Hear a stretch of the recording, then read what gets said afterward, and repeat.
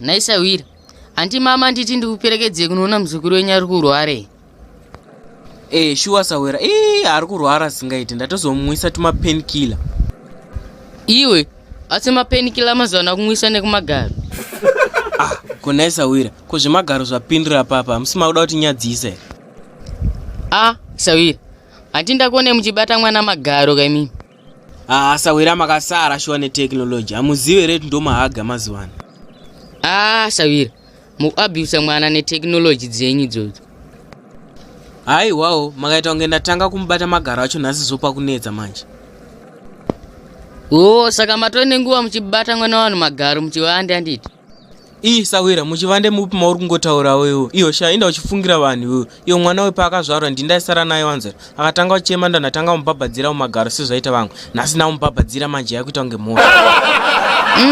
Sawira. Nyango zvakanzi gokomana. Muwa matoita kunanganisa zvinhu. Apa patone connection cheta. Sawira, mukuona chi? Pa relationship yega yega patori ne connection. Hani mukuona chi? Uyu muzukuru wangu saka relationship yatowapo. Tatswai maona bluetooth yatoconnecta pa nearby device. Geto rinoraipa manje. Jah Ukraine. Ini ndakutonamata kuna Mwari kuti karashia kari pamuri. Akashakanda mbeu kumukadzi wangu. Sawira, unoziva yangu yeye kuti ndine moyo wakanaka. Ndakaona munhu aroda kubatsira ndotobatsira ipapo ipapo.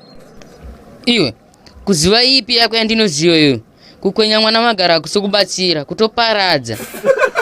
Sawira, mwana uyu ndini sekuru wake wanzeriwa. Iwe, kokana ane mota kumagaro ndoziva se. Yoshaya vana wamazuva anonyara kutaura wanzeriwa.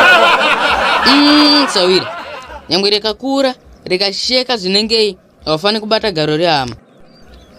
Sawira, makutongofungirawo zvisina basa imimi. Iwe, kamuzukuru akandikakapa dogster kanoswera kachipaimbwa dzese mabhonzo. Sawira, handina hangu kuti mukudya mwana. Asi ndoda ngokutsiurawo panhau yenyu yekubata mwana magaro zvemufirimu. Manje Sawira kamutauriro kenyuka muita kunge ndanchibata mwana wacho magaro zveparong 10 chaizvo. Sawira, vakadzi vaingirozi musatombowa abuse zvenyu.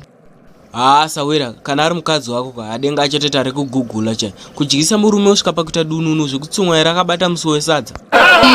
Ndezvanzi munhu afirwa anobatawo magaro ka. Jah Ukraine maidzingwa parufu nekamudiro kamunoita magaro. Sawira, musanyepera vanhu imimi. Denda ida magaro semudiro wamukutaura ka. Ndakatanga kubata magaro emukadzi wenyu sezvo ariwo ari padhuze. Wawo, mukadzi wangu ambobva akadanana netype dzenyu idzi kutodanana naSatani kutori nani. Manje aisungwa kabhozi mutema wobvumire kudanana paukama. Wawo, Sawira unongorwadzwa nemukadzi wangu nekuti haisi type yako. Wawo, vana Rashford ungopuwa zvimazita zvatamba ebhora makuzviona ngemuri type yevanhu. Iwe, handine 0.jenga newawa wevanhu kubhawa. Wawo, uri sewenyarara ako. Vanhu vari kuita basa rekuchengeta vana vavo semangu vachimirira kuti vaibve. Iwe uri busy kudya nesouti zvako. Sawira, unongovhaira nemukadzi wako mahara iwewe. Ita uchimurukisawo musoro. Ona musoro wake ukuita kunge ndomukurira Russia neUkraine.